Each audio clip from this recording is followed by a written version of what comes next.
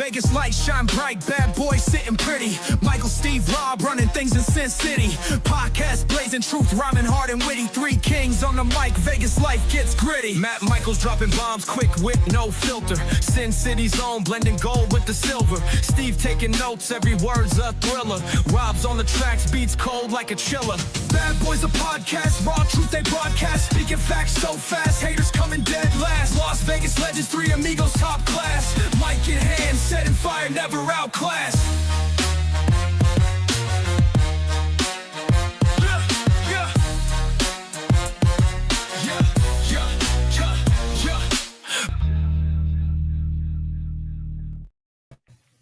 What's up, everybody? Matt Michaels here, along with Rob Ossoleri and Sin City Steve on the Vegas Bad Boys of Podcasting. And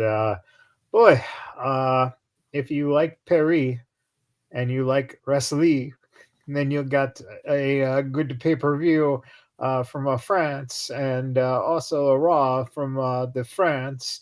And yeah, man, those frogs were into it, man. It was kind of crazy. Okay. Where was that going with? What do you want to start with, Rob? It was there was wrestling.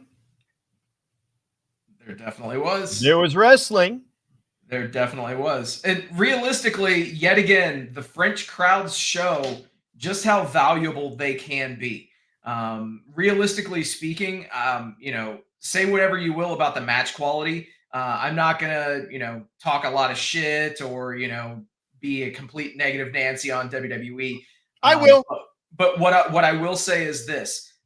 The crowds that they get traditionally in France are some of the greatest crowds that they get in the calendar year. And they can take a meh kind of a match, and they can elevate it. And I think in turn, the guys and the girls in the ring occasionally and more often than not do feed on that crowd energy. So I think that there were some matches on Clash in Paris, I'm sure we'll talk about them, that didn't quite hit the mark, pun somewhat intended. Let's start talking about them. What are we going to? So, actually, I want to take a second and talk about the positives realistically, and then we will talk about the negatives. But I think that they really did. They did a great job in the very opening match at Clash in Paris. You have Bronson Reed stretcher out Roman Reigns. And if that doesn't say this guy is an absolute monster, yes, he lost the match, but he may very well have won the battle, because we all know Roman has to go off to fight or to film Street Fighter. So I think that this is a great example of what you can do to get somebody over and add a little bit of extra heat behind them when one of, if not your face of the company, goes off and pursues other things, at least temporarily. So I think that got the show fired off on a really hot note. So yeah, Rob hated it. We could tell. I didn't hate the SmackDown. They did something. I didn't necessarily hate the Raw. They put more entertaining matches before and after than they did on the PLE. We're just talking about the first match. What are your feelings of that and him getting stretchered out, Mr. Old Get Off My Lawn wrestling man? With him getting stretchered out, it's like you said, there's a movie coming up. Yes, he did the same thing to Seth Rollins, and they did double back and go, hey, that's Seth Rollins is like, I can't beat him. I might as well join him. What was more impressive than the obligatory tsunamis, was the running spear from one desk to the other. That was good because he's signing the shoes that he won back. He's flinging them to the crowd, then he gets chopped in half. Cool. Running spear down the ramp. He didn't get all of it. But the running spear, Braun Breaker was elevated. He did the Dennis Rodman, Derek Jeter horizontal, and that was cool. When you do a belly flop, I'm like, it's a belly flop. And it's a belly flop after the fact. It's not a very practical move in the middle of a match. It's something that he's only ever been able to implement after a match to look menacing, but they only do it to push along a storyline. He doesn't really win off it. He's not a winning wrestler. And I still feel like he's a jobber. He's a higher class jobber, but he still has jobber energy all over him. He came out tonight and he goes, So you think everyone should win? eventually. He's a jobber. Now, he came out today and he goes, his big thing today was, well, Paul's not here, so I can do whatever I want. I don't have to be on a leash. I'm a big boy.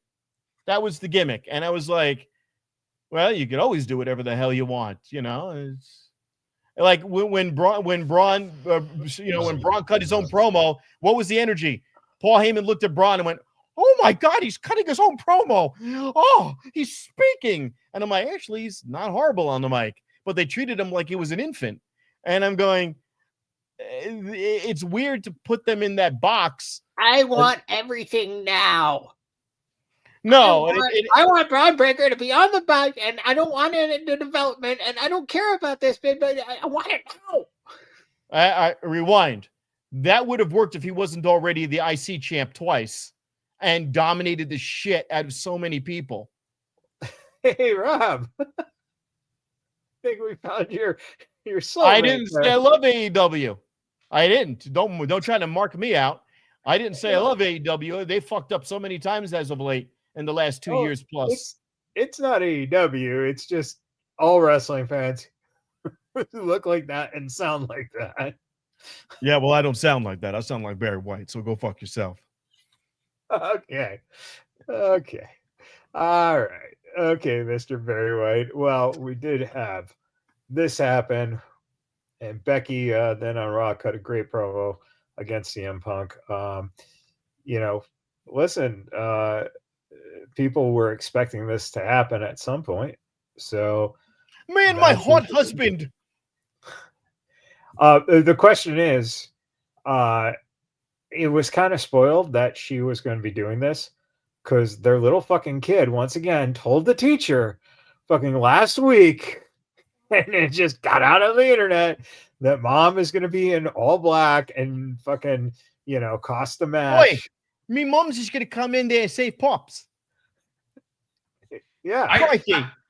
I just find it funny that who is it? Is it Mike Johnson? Is it Sean Ross Sapp? Is it the Meltz himself that has this contact that is the teacher? All right. Because literally, like that, the teacher's leaking the shit. To who? I'd like to know. That'd be interesting. Somebody's coming to pick this kid up at school when the parents can't, and all of a sudden it's like, well, wait, you're not my babysitter? No. My name is Uncle Dave. It's cool. So what's going on? Where's your parents? Here's a lollipop. It's gonna make you tired. The Rollins child did disappear underneath stacks of paper for at least 3 weeks. So yeah. Uncle Dave, he's drugging the kid. He's the kid. Hey, look. If you got to go pee time, all you have to do is tell me where mommy and daddy are and what their gimmick is going to be this week. I think this actually played in perfectly, Michaels, because this was the other great thing that came out of the Clash in Paris show. Was obviously, yes, Seth Rollins retains the championship after all of his henchmen are sent out of the building. I think that that's something that has to be echoed.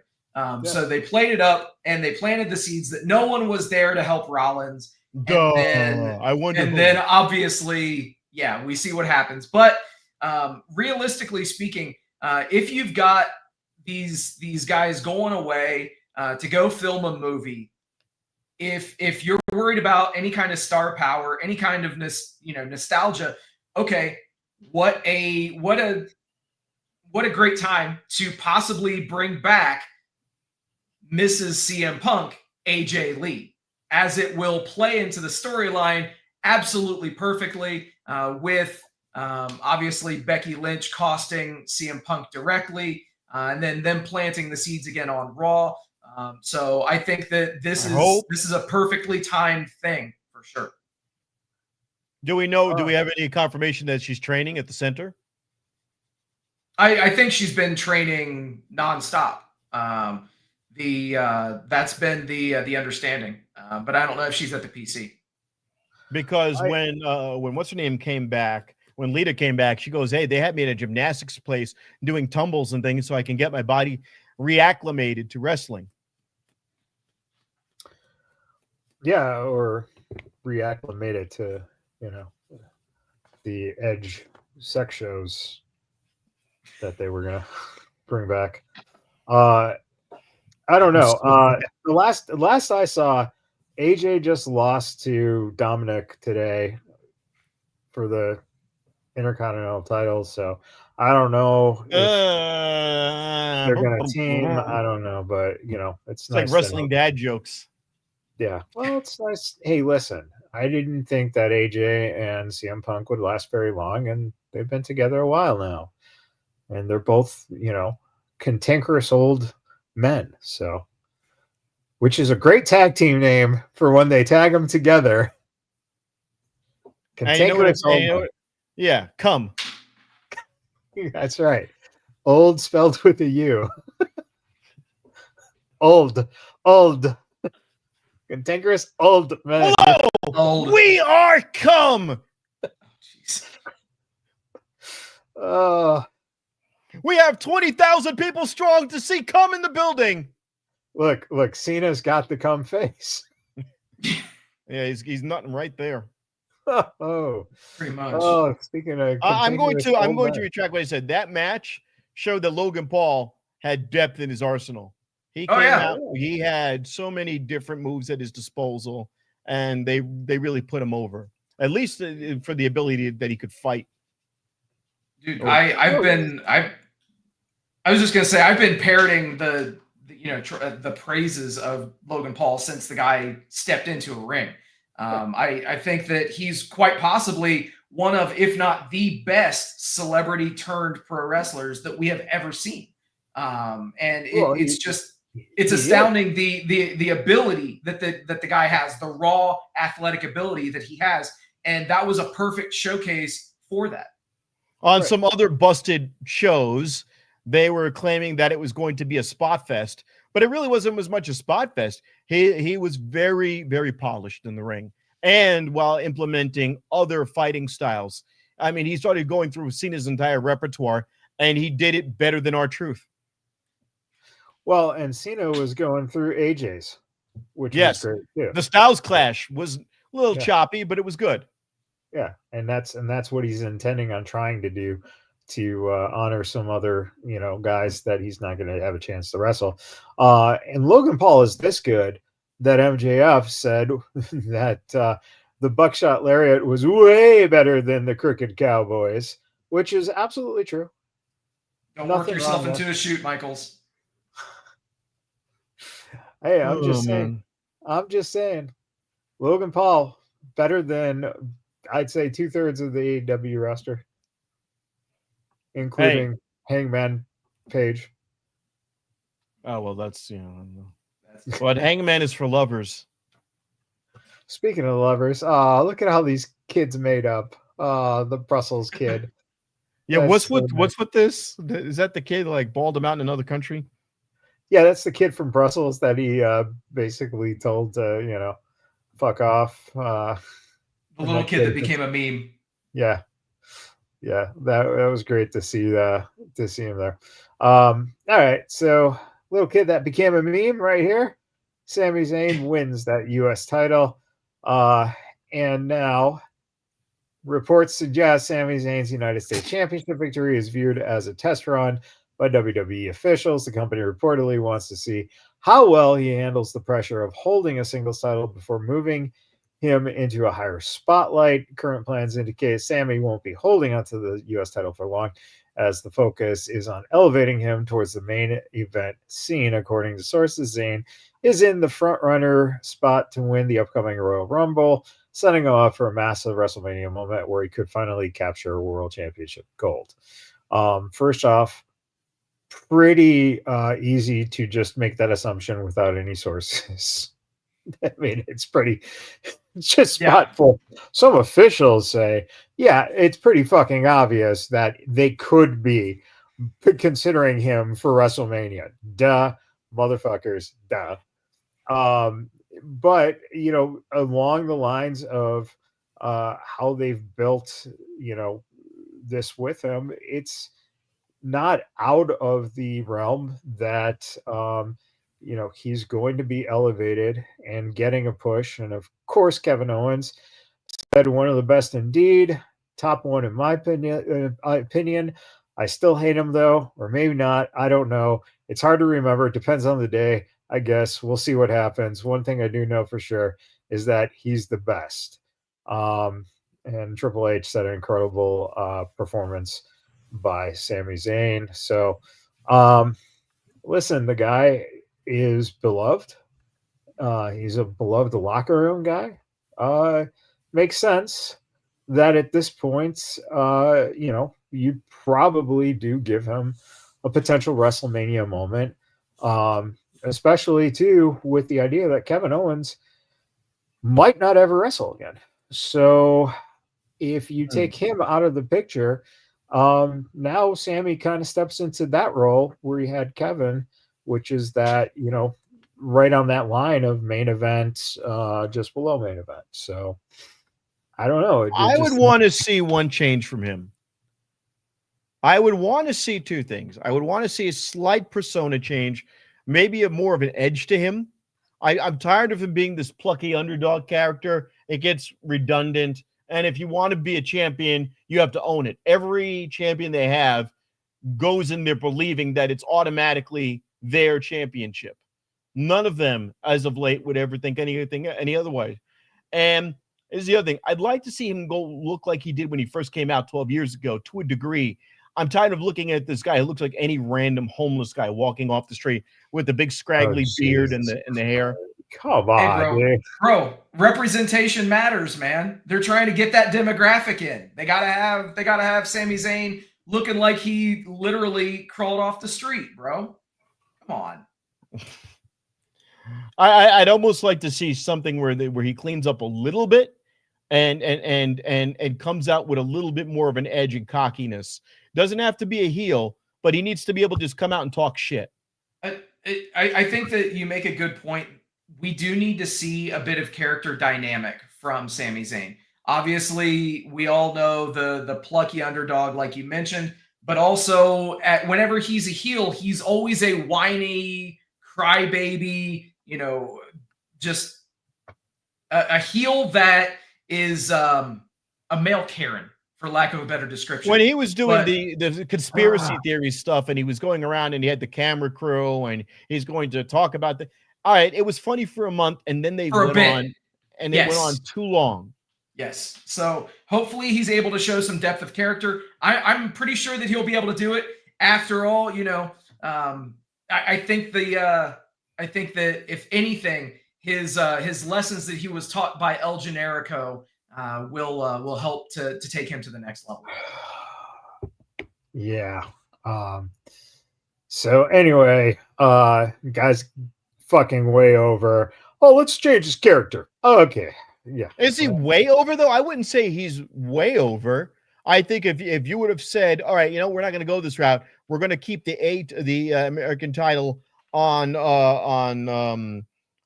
the Werewolf, that would have been, people would have been fine with that if you would have pushed him to the top, because he was much more over than Sami Zayn. He has much more energy in the ring than Sami Zayn, and he was more dynamic in the ring than Sami Zayn. Sami Zayn is hoping to hit a haluva kick after a couple of shitty Blue Thunder bombs. That's it. We're going to get that Blue Thunder bomb. We're going to think he has a chance. No, he won't. Oh, wait. By some way, he gets a haluva kick off and he wins. Right. Too bad that the crowd fucking loves that shit. But you always also say, though, that the European crowds are an outlier because they're overhyped. When he comes into American crowds, yes, he's over. But we have seen bigger pops from other superstars on that roster. Without a doubt. I think that one thing that we should mention really quick is obviously I think that putting the championship on Sammy when they did, where they did, makes all the sense in the world, because if nothing else, it helps to train the audience. This guy's a big deal. This is a huge deal. People love this guy. I should cheer for this guy as well. So I see the mentality on why they put the title on him, and why they put it on him, not at a pay-per-view, but on an episode of free TV. Well, it is also, hey, wait a minute. Title change hands on a regular television show. We better pay attention to these episodes. Absolutely.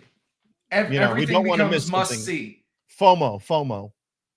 Oh, I missed a great moment, and now I'm seeing clips of it on my timeline, and I missed it, and I didn't get to see it live.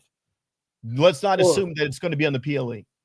Yeah, and that's too bad, because that means you missed this moment, Rob. You should have been there in the room taking notice of Brandy giving birth. Oh, I thought you were going to say the conception. Well, no, we all saw that. That was $30 on ESPN. Oh yeah. All right. Yeah. Did you not check what out? Color? Wait, hold on. What color was the hair? And did the carpet match the curtains? Yeah, it did. Apparently. Yeah. And he's 2 for 2 with the girls. Right, which means that the Rhodes bloodline is ending in terms of male wrestlers. Oh, it's not ending. There's going to be a lot of blood with those two. Wow. I don't understand it. I don't know what you're saying. I think that's horrible.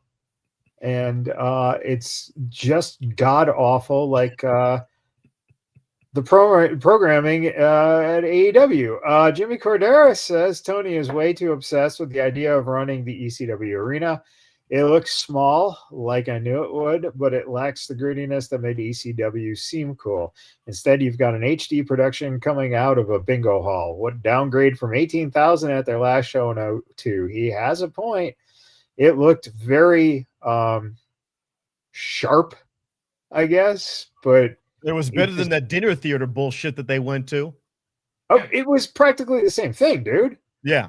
Here was my thing of that. They had an opportunity to tie in the Providence. They gave Taz an award right after for his years of wrestling, his ECW participation, his participation in wrestling in AEW, but they didn't air it. They did it after the cameras were done with the official taping, and it was freaking Bully Ray who said, "Wait a minute, that was a heart-wrenching moment that would have had any wrestling aficionado and fan who knows who Taz is would have been happy to watch. You could have easily cut out one of the matches and put that on your programming. That would have been valuable and would have had a tie-in to why we're watching in this small taping room at the 2300 Arena with matches that were not that hardcore." But keep in mind, nobody had a problem when NXT went there. Exactly. Thank you. Thank you for saying that, Rob. Yeah. Right, but hold on. NXT is not pulling in 18,000 on a pay-per-view just the week before. That's his point. And this is a point Rob made after All In. You went from 27,000 to fucking Shakespeare on a fucking plate of turkey. This is the thing. It wasn't that it was a bad place to go to. What I will agree with is the timing. They lack any notion of continuity. When you have small arenas like that, and I can hear the guy coughing 3 rows in, that looks terrible. It's really odd to your audience. That said, they could have done more with it and made it make sense, because it's supposed to be hallowed ground, and they could have built up how important that room was, but they didn't. They just showed up there. It's not that they went to the wrong place. It's that they didn't build it up properly or give it the right exposure or at the right time. So it was the right place at very much the wrong time. Also, that could have been a Ring of Honor type thing or a Collision thing where you have a smaller viewing audience to begin with. You save it for that, even though I know they tape everything at the same time. So for a company that is apparently so fucking profitable, it's a cost-saving measure because they strike up a deal for whatever it is, 6 tapings, whatever. That's what this is. I'm So not it's disagreeing not with about that. how it looks It on TV. absolutely is. Yeah. Fine, That's Oh, what a yeah. residency is. but Yeah, you can that's make all it is. anything look good except for that dinner theater bullshit because that Right. place had no So- providence. But this one did. They could have sold it to a degree. So I think that something that needs to be said is, and Rob, I can't believe that you haven't caught on to this yet, being as perceptive as you are. They've taken the turn of having all of their weekly TV shows occur in smaller venues that have a more unique look to them. And that's become the new normal with AEW. And then they will do their pay-per-views in your standard size arenas. I think that, that's been something that I've just simply understood to be the new business model. Run your weekly TV shows at these smaller venues as a cost saver, and then on pay-per-view, where they truly excel, I think everybody here can agree, their pay-per-views are very solid shows. And that's where they shine. So as a result, they're going to sell out those larger venues as a result. But weekly TV shows. Watch those terms sell out. Yeah, well, first of all, here's my thing with that. I would like to see them in venues something around the size of an Orleans theater for those locals, something 10,000 seats or less that still gives the appearance of looking like some type of a You sport. can't do that when you're drawing 1,500. No, man. I know, and Yeah, or maybe the Pearl Theater, something that looks. That would work. The Pearl That would Theater work. is a 3,000 seater. And it ticks the box for having a unique aesthetic. Yes. If you'll notice, they're playing a lot of music halls. They're playing venues that have a very interesting kind of a stage setup. The seating is sometimes in like a box seat type of a setting.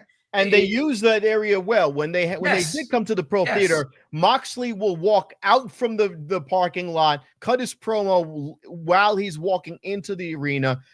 He did that in Ohio. He did that this time around.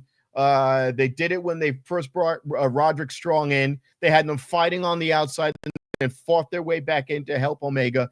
They're using the full space around them, which is good. I would like to see more than just 3 rows of people. I don't want it to be like Sam's Club, Sam's But Town. that's the problem. I understand, Again, but they have to find. Here's the thing. Let's be honest. It just is one of those things where we keep getting told by the guy in charge, the only one who can give us anything, because none of these numbers are public, that we're doing great. But we see the fact that you're playing these venues and you're booking a residency for a reason. Excuse me, you don't know the numbers. I know the numbers, okay? The person, they gave me the numbers. They said they were terrible. I fired the person. The numbers are terrific. These numbers like on levels never before seen. We've got over 1.5 million viewers every week. We brought some in because we did some stuff with the cable signal. We doubled it over, but it was very good. They said we counted the boxes twice because there's a guy watching and then there's a Nielsen rating guy, but that's 2 people because the box is another person. Believe it. It makes sense when you really think about it. It makes perfect sense. We've got 1.75 million voters. Hold on. Wait. I can't let you go on without mentioning 9-Box Monet. Okay, because she's got 9 boxes now. We love her boxes. They're tight boxes. They're shiny boxes. They're glistening boxes. These are boxes like never before seen, and they're boxes from all over the world. Do you realize she has 9 boxes, all different colors and shapes and sizes, and they're tight boxes too. It's a very tight box, and she scissored a lot of women, beat a lot of women, touched a lot of lips, and she was even touched by Tony Storm, who kissed all 4 of her lips. Look it up. Believe it. And she's won so much gold. She's had so much strapped on her. They strapped so much on her. They've strapped so many boxes on her. And then she's got the pink box, the red box. One of her boxes is pink and one is red. It's beautiful. And one of them is blue. They call it the World Waffle Wrestling Championship, and it's a blue waffle box. Believe it. Believe it. One of the reasons that this company is having struggles is because apparently they like to get most of their wrestlers from Temu. They got Temu Triple H back this week. I know I'm in no shape to say anything, but still, it looks like he went through a weekend of pancake batter. It's like Triple H and Marty Jannetty had a child. Yeah, like that's when you wear the jersey. Or as some people said, Mickey Rourke is all elite. All right, Steve, defend Kenny Omega. Y'all go through diverticulitis. Have fun with that, and let's see how I drink good how belly. you guys look. Yeah. So that's my answer for that. My thing is, man, I'm not gonna criticize Kenny Omega for that. I'd be lying if I said I didn't notice it. But realistically, at the end of the day, you have to also look at what the guy went through. Well, he's also not the relative career. The relatively short amount of time. And yes, that's the thing. And I was about ready to mention that. He, like everyone else, is doing nothing but getting older. So age is 45 now? Age is going to start becoming a factor in his recovery. His Snapdragon suplexes, if you watch the way he was giving them before, he would grab you, you're on the ground. Now he stops. It's almost like he counts a 1 Mississippi because he stops, he plants his feet, and then he does it. It still looks effective, but it's a lot slower. It's lost a step. Yeah, I agree. But the thing is, we gave Sheamus all that shit when he came back looking like the Pillsbury Doughboy. So and then he got himself in shape. And he got in great shape. So let's hope that Omega does the same. However, wasn't Omega back already though? He's been back for a little while. He's been back since he lost the unified belt. Right. So what I'm saying is that in his time off, it's not that it's what he went through. It's just that for whatever reason he just hasn't kept up, or he may not ever come back in the shape that he once was. Exactly. So at that point, you know what? Change up a little bit. Where do the Matt Hardy, wear the sleeveless shirt, cover up the belly, have some merch to sell, cut off the sleeves. Here's the new Kenny Omega shirt that he's sponsoring. He's showing a shopaew.com. You can get your Kenny Omega shirt, blah, blah, blah. Yeah. And like get a sponsorship from Waffle House or something. Chicken and waffles. I mean, it looks like he can hold off on the syrup. He's got a 4-pack. I got a 4-pack, Well, how do I have a 4-pack? Why? Because I went to the gym today, but, I still had a chocolate alcohol bomb and eggs with a lot of American cheese and 4 cheeseburgers, 2 hot dogs, because, it's Labor Day, and I labored watching somebody else cook the food that I ate. Yes, it sounds like you should be in labor with that type of belly, man. Jesus Christ. Jim Cornette.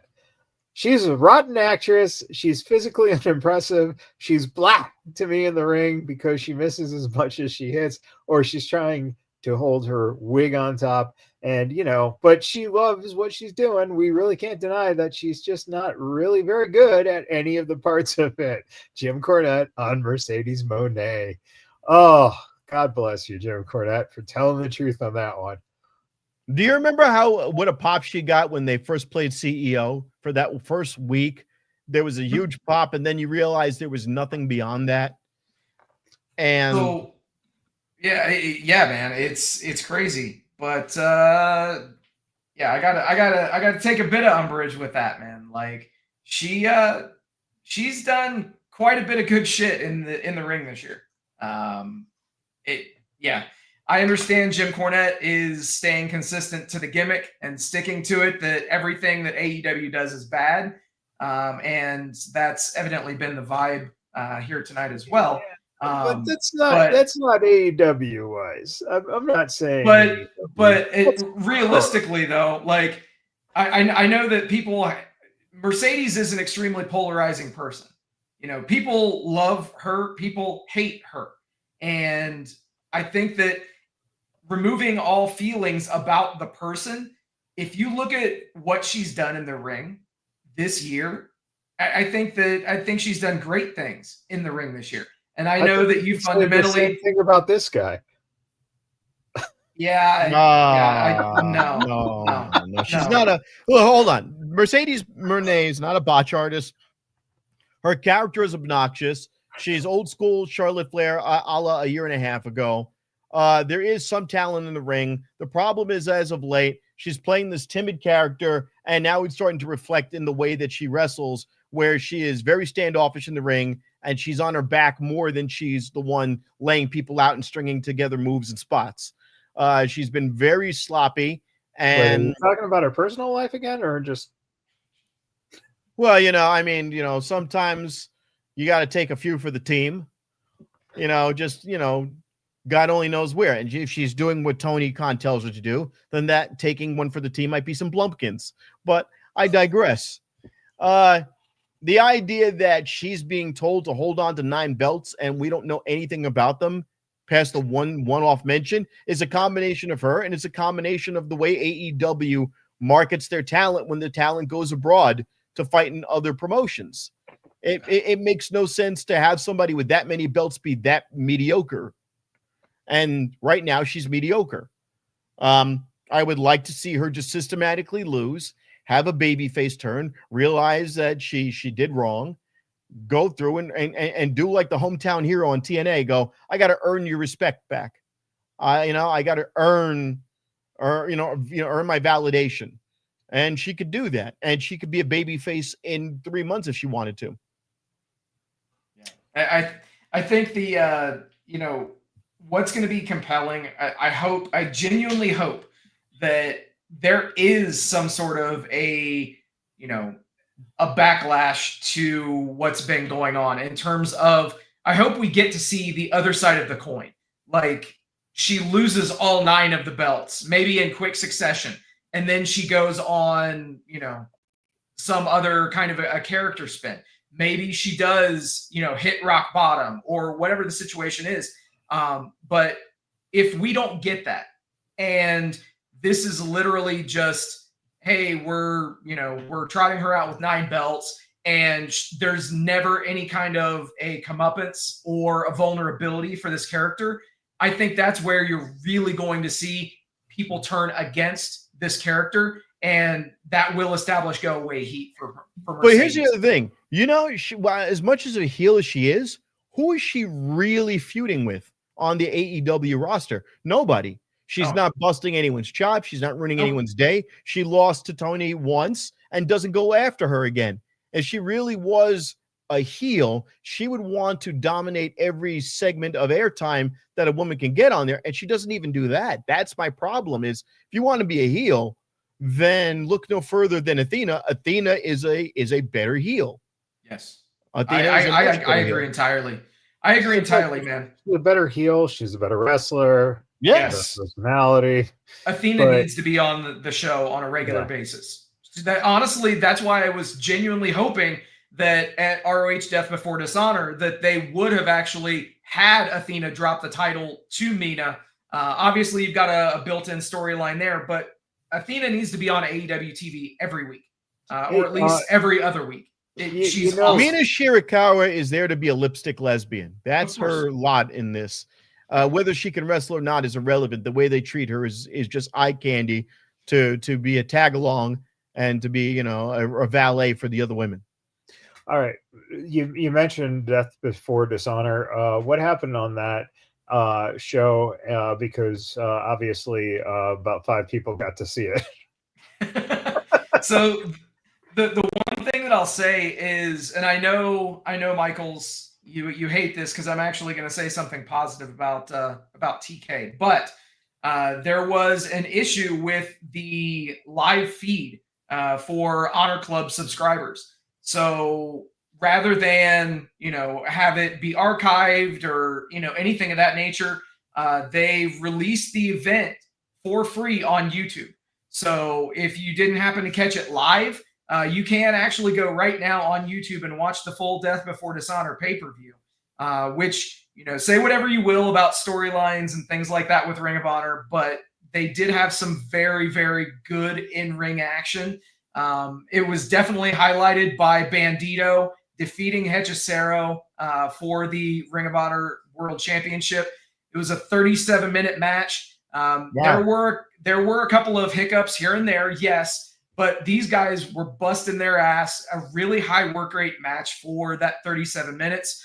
And obviously, Bandito retained. And quite frankly, Bandito he's in the conversation for Wrestler of the Year.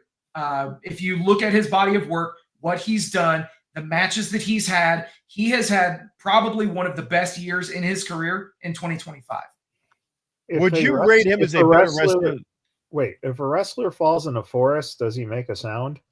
Because that's the kind of year nobody's there to hear it. I totally get that. I totally get that. And the one thing that I am happy about is that he has been featured more prominently with AEW. They put he and Brody King together and ended up putting the tag team titles on them. So that shows the level of commitment for Bandito.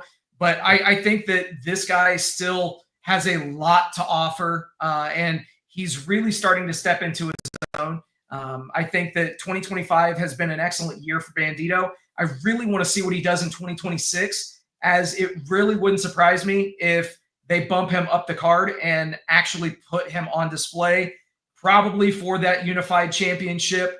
I don't want to say the big title, but at least getting TNT championship for sure. He would have to get one of those bids. You can't have him at the top because he's got to be able to cut a fair amount of English promos or have a really over the top mic guy. Don't worry. He'll be in the Callis family within the next 5 weeks. So this is my guy, Bandito. And he is in the Don Callis family. And look, I've even got him his very own. Oh, wait a minute. I grabbed the green screwdriver. Nice. But that's what Callis had, was a green screwdriver. But that was the idea is, all right, you're going to have him on the Callis family with 72 other, meaty wrestler guys who have no mic skills and they just exist just so the audience could go, meat. Yeah,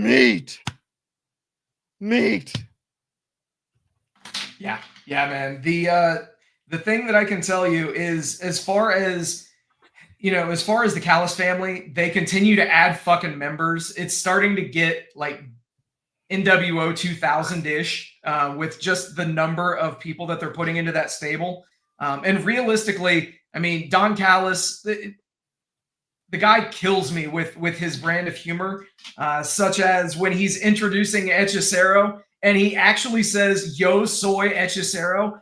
He's saying, "I am Hechicero." Yo soy Hechicero. It's becoming a thing now. So it's funny. I don't know if he knew what he was doing the first time, but it's caught on as such a meme now that he's got to do it every time. The best thing was the painting he had done. They do the painting gimmick all the time. Yeah. But it was so homoerotic with over the top. Yeah, it was so great. And he's got the screwdriver hanging off of his hips, and he's got no shirt and rippling muscles, and you can tell they're painting the scar on because it's different every time he comes out on the stage. And I love it. It's great. But the problem is you can't have a stable of 10 guys and you use none of them. Yeah, well, one. Listen, who cares about the stable? Rob, tell us a little bit more about the sexiness of all this.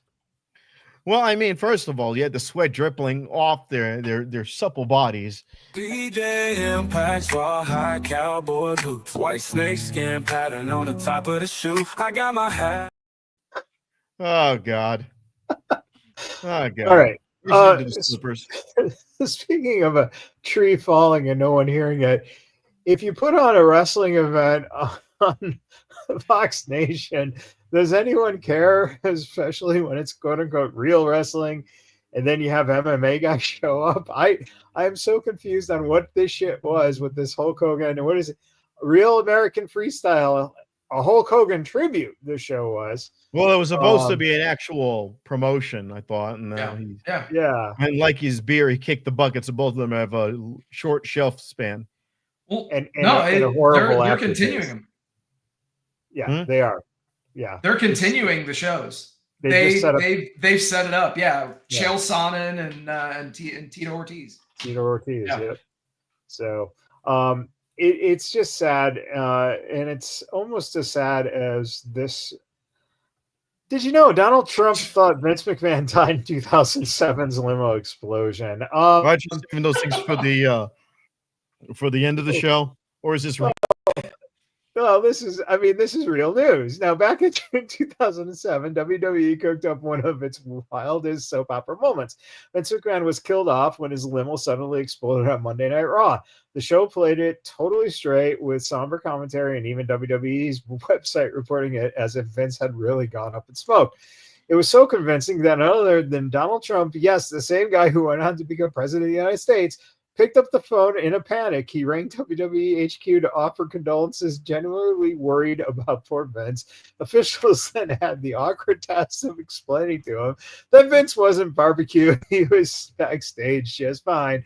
And the whole thing was, wrestling make-believe. Fast forward a decade later, and that same man who thought Vince would have blown up into a fake limo is now Commander-in-Chief of America. Really does love a good storyline.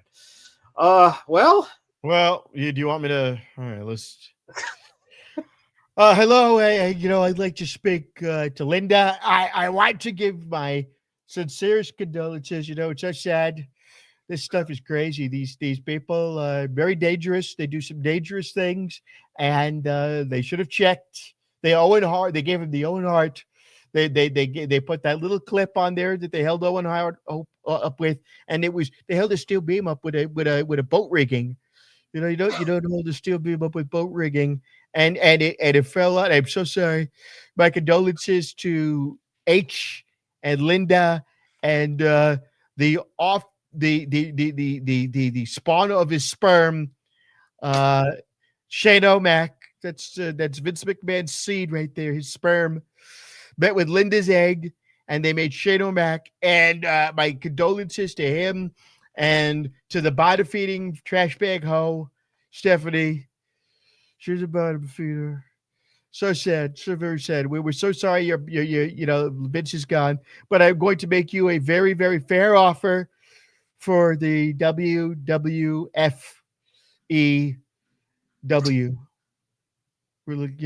I have a number. You tell me if it's good or if you want it to go less. If you want to go down from there, we could go down from there. Well, in June 2007, that happened. And then the next week, this happened. Oh, Jesus. Oh, Jesus. That's no. But that's exactly what happened. That's what killed the storyline. Benoit snapped and killed his family. That's what killed the story. Oh, I do remember that because then McMahon had to get out there and address everyone. And it was in bad taste now. Yeah. Well, that was him addressing the people then, and he didn't know what the story was. So he had that big heartfelt, we miss you. And then 2 days later, SpaghettiOs. Yeah. But what was worse, that or the Brian Pullman one where he starts interviewing the wife? That was super cringy. Yeah, but she's the one who decided to participate in that. He asked her the most awkward questions that you could possibly ask a human being. Yeah, but he did the same thing with Bulldog and his wife. When Bulldog was going through his problems. So he can't get it up anymore, is what you're telling me. But the whole fact that they just did this angle where Vince died, and then this wrestler is dead, and then it turns out he killed his family, and then it's going after them for the idea of steroids, but no one's talking about the fact that it's PTSD and concussions, on top of everything. It was a that nuance. really- It was a layered thing. Yeah. Who was the ex-wrestler who blew the lid off that? I want to say Nowinski. Nowinski. That was Nowinski. it. Nowinski. And they did a CAT scan of his brain, and his brain looked like a freaking chessboard. Yep. Yeah. Look like scrambled eggs. And that was because he was doing those high-flying headbutts and everything else in the ring. And he told them months earlier he was going to win Nowitzki. He goes, "Hey, look, can you help me out?" He was actually in the process of trying to get some treatment. He was at the beginning stages of trying to get treatment. And he was talking to Nowitzki, and he go, "I don't feel right. I don't feel right. My behavior is erratic. I need help. What do I do?" And they probably should have sequestered him. And Nowinski's like, kill your family. So it was all Chris Nowinski's fault. That's what I hear. No. Look, you know Actually, what? Can we be honest? We all know it was Kevin Sullivan.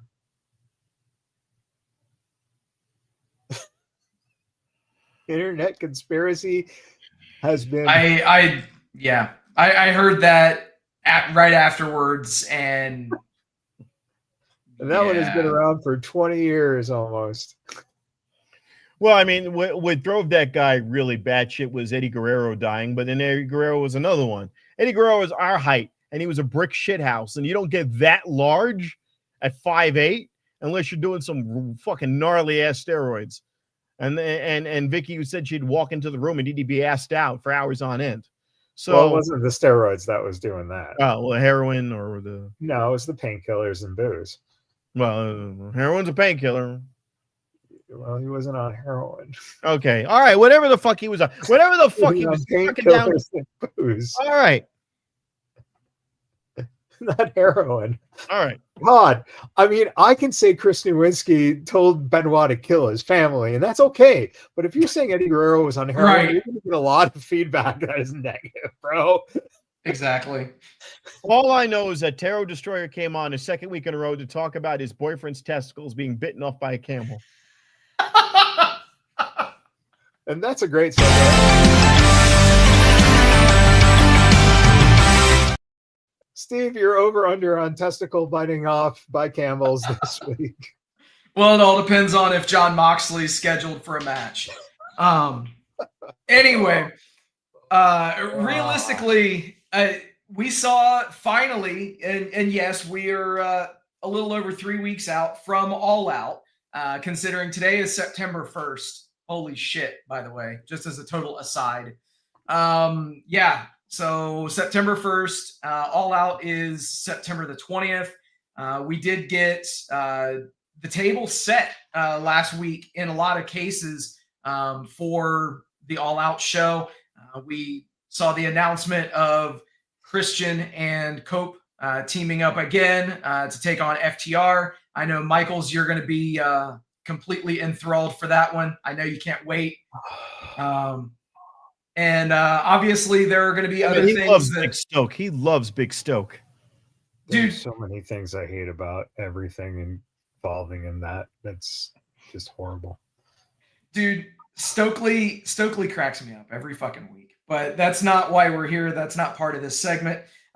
So realistically, I think that we have, 2 matches on the books that are confirmed for the All Out show.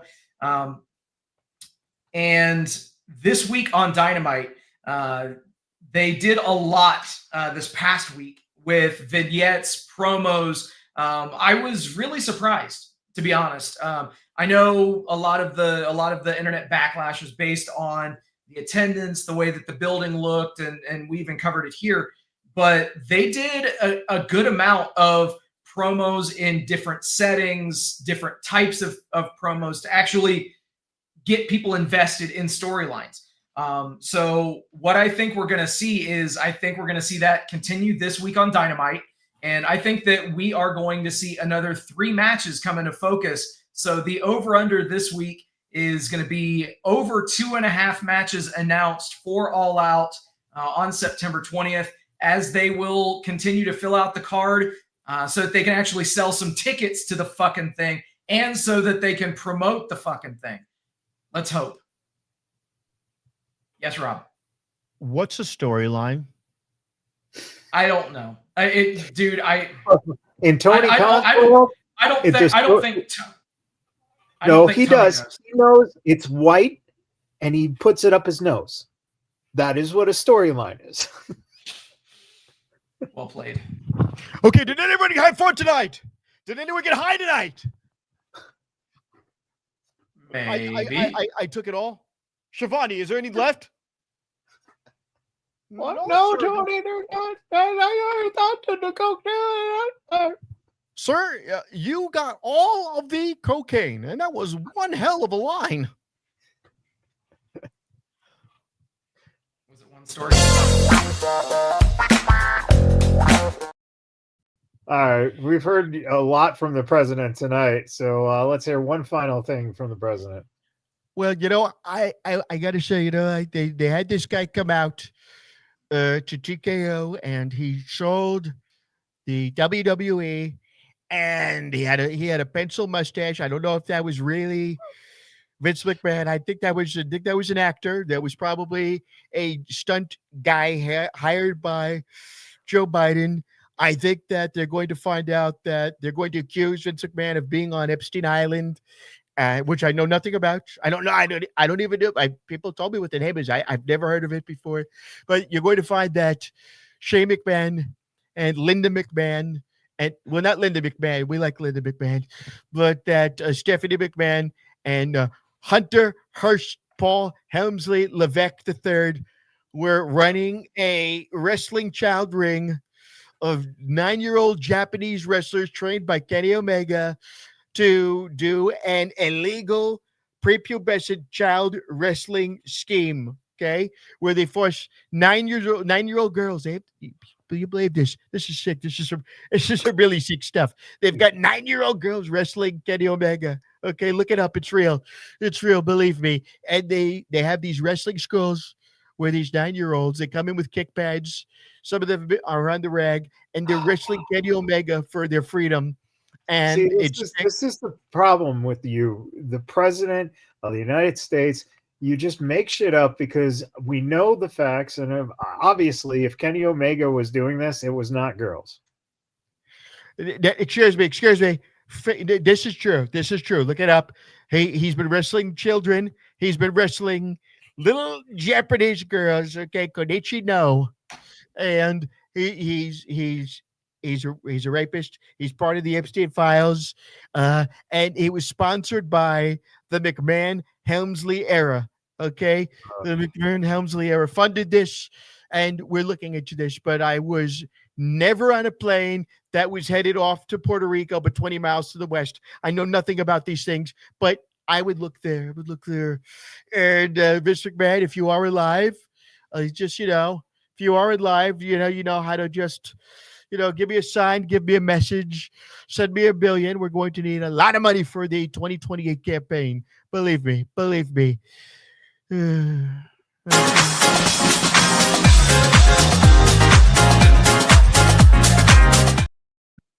All right, time for a social media dump. Someone who used to like to take massive dumps and have fun with it was Andre. These were posted Jesus online. Christ. It's gotta be Andre the mega Giant, dumps. huh? Gotta be mega dumps. Yeah. Oh yeah, it was huge, man. He used to take shits in his bedding, basically from the hotels, and leave it in the bathroom for employees to find. Yeah, it was in a sequel to his favorite movie. It was called The Princess Log. Yeah, exactly. And these were some Labor Day photos of Andre and his parties there. Nice little Gorilla Monsoon and Bobby Heaton picture there. That was a cool little thing. Yes. Finally, Charlie Brown got his revenge on that bitch Lucy. Finally. RKO! Oh God, RKO! The Japanese bathtubs too. Regarding Jesus Uh, Christ. Kenny Omega. All right. Hey, happy birthday. Sylvester Stallone turned 79. Mr. T turned Jesus. 74. Damn. Are you Yeah. for real? Sylvester Stallone, 79? Yeah. Oh my God. Yeah. I mean, that's AI, Yep. but the sick thing is AI Yeah. is getting really eerily accurate. Yeah, right. It's yeah. Speaking of, we'll get God. Nick Flair. He could do it Ooh. too. Oh, The Rock Lesnar, of course. And everyone's favorite, Stevie Wondertaker. Nice. Speaking of the it's just ironic that he looks like Stevie Wondertaker with Brother Love sunglasses. Jesus, that's scary as fuck. Hey, last week we talked about how this show likes to eat ass. This week, is there anyone else out there who would like to eat some ass? Oh, this guy does. Oh, hello. I'd love to eat some ass. Let me play an arpeggio and talk to you about the time I cleaned out Mr. McMahon. I got to taste the genetic jackhammer. Oh, too much of a McMahon is a wonderful thing. Then I played a whole night on the strip, and then I stripped for Vincent Kenny McMahon and got to taste the genetic jackhammer and his grapefruits. Oh my. Oh Lord. Oh Lord. Hello. Hello, Mandy. Oh, back in Hello. the day when Mandy was 2 belts in. And this one's just for you, Rob. Ah! Well, I don't know about Rob, but I'll show you what's behind my candelabra. Jesus. Oh boy. Sorry. That's my G.I. Joe collection going on there. Besides the fact that I have all of those figures and have done exactly that. I know. Who Pretty much hasn't, everyone dude? has. I literally have all of those eunuchs except for the Jeep. Well, and that's the main part. If you don't have the Jeep, you just can't have Scarlett getting butt fucked while sucking off. Well, no, I had the Sergeant Slaughter tank. I had that unit instead. That unit, huh? Yeah. Sergeant Slaughter's unit, huh? Great. By age 26, you should have no kids, no wife, and at least one WWE replica belt. We should all I don't live have by the that. belt, but I got the rest checked off. Hey, it's Roman Reigns He's not that kind of Asian. and Paul Heyman. All right. Triple A, the roadside assassin. Oh God. Becky Lynch, come get served. Mick Folder, the Office hardcore legend. This performance review just got extreme. And of course, Cooker T. Can you dig that? Souffle. Hey, little Soul Ruka. Okay. Oh yeah, can't go wrong with Soul. Oh, the dark side. Paul and Seth. Oh, you're going okay. to find out that your friends are going to be very late. Oh, you gotta love that. Oh, there's With your the hero. Chicago Yeah. and the lightsaber. Fuck that guy. What's wrong, man? I mean, you know what? The force is weak with Fragile Phil. That's right. You know, you would still have him around if it wasn't for Glass. That just fits. That just fits. That does work. Yeah. Oh yeah. It does. It does work Hey, perfectly. He would be a Luke Skywalker type. Oh Oh, yeah. absolutely. Travis Kelce reading him before marrying Taylor Swift. And you will never get my money again. And we got the new Cracker Barrel logo. Jeez. Yeah, that doesn't look in any way. Little sketch. What was this? Hey, good old John There's number Cena when he 54. was in his 54 uniform back in his college football days. And of course, it's like a side penis. You just can't. No, it's like a sore penis. Or penis. Oh, sore penis. There you go. You just You can't beat. Can't beat me. There you go. Oh, he's a pussy. Little Chafe never stopped me. Little Chafe, huh? Little Chafe. Is that who you've been running around with recently?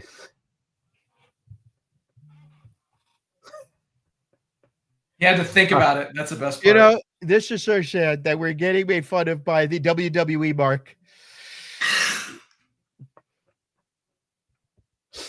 Yeah, well, all right. You know, it's Labor Day, so happy Labor Day out there to all you mothers to be. You know, it's the hardest time, right, when you are, you know, on the edge of giving birth and your water breaks. I just hope that no one slipped. Everyone. That's why you have to tell the genetic jackhammer one's head before they go into labor. Ah! They better give head first before they give a baby. Yeah. There's no disgrace when you finish on their face. Oh boy. Speaking of finishing on the face, Rob, what gigs do you have coming up? We are going to have on the 14th. If I'm not mistaken, it's going to be at. Oh, my headphone is cutting out. God damn it. What the fuck? Next week we're going to have Shotola Abibi for what's called Tabloid Tonight, and then at the 27th, I want to say, if it is a Saturday, I might be at two different shows, either Ola Abibi and or going to Backstop to do a roast battle. So that is to be determined. But stay tuned for roast battle, and it's supposed to be against this little fucking jabroni named hold on, what's his name? It's so unimportant. Kota Bonkovic. Oh, excuse me. His stage name is Kota Hawk. He's a little hairless jabroni, fucking little putz, and doesn't have any jokes, but his career, of course. And we're going to roast him worse than a pig in Hawaii. Oh, okay. Well then, that's pleasant. That's pleasant. Well, it's not going to be for him. I would bet not. But in any event, thank you to everybody for hanging out with us tonight. Thank you for liking, sharing, subscribing, doing all the stuff that you guys do. We appreciate each and every one of you. Also, a very special thank you to all the brave men and women serving this country, whether you're doing it on lands, foreign or domestic. Thank you for doing what you do so that we can do what we love to do. And last but not least, repsports.com, reppsports.com. Go there for all your pre-workout, weight loss, and general energy needs. Repsports.com. Use promo code Vegas at checkout. Save yourself 10%. There you go. Gotta love they it. They held Dave? back on a lot of what they could do. Yeah, we did. Excuse me, I never hold back. And my good friend Vincent Kennedy McMahon, I don't hold back. I sign NDAs. Yeah, well, you know, we've according to madeupstats.com, this song has been the most requested song on podcasts for the last 2 weeks now. So we bid you all a fair adieu tonight. DJ Impact's raw high cowboy boots, white snake skin pattern on the top of the shoe. I got my hat on, I'ma tie it with a noose, cause I love you to death, girl, you got me on mute. Yeah, these girls do the most, like every time I talk, they don't like what I post. I went down to Texas to perform a couple shows, cause they love the way I move and they love the way I roll. Big pimpin' on a flight to New York. No, I'm not from Texas, but I'm on the dance floor. Do-si-do with a blonde little bang. I just might give her a ring and I just wanna hear her say, DJ Impact's raw high cowboy boots, white snake skin pattern on the top of the shoe. I got my hat on, I'ma tie it with a noose, cause I love you to death, girl, you got me on mute. Did any of you have a great time tonight? Yeah! With that, everybody, thank you for hanging out. We'll do it all again next week. Till then, happy wrestling. Rolling up the strip under neon lights. Podcast mics glowing in the desert nights. Mad Michael's leading with the swagger tight. Sin City Steve right by your side. Alright, Rob Butcher, Larry truths, no fear. Broadcasting stories, make it loud and clear. From the Fremont edges to the Bellagio sphere, these bad boys rule, let me make that clear. Vegas bad boys, tearing up the scene. To Matt Michaels and the Vegas Boys of Podcasting, this is John Cena saying thank you so much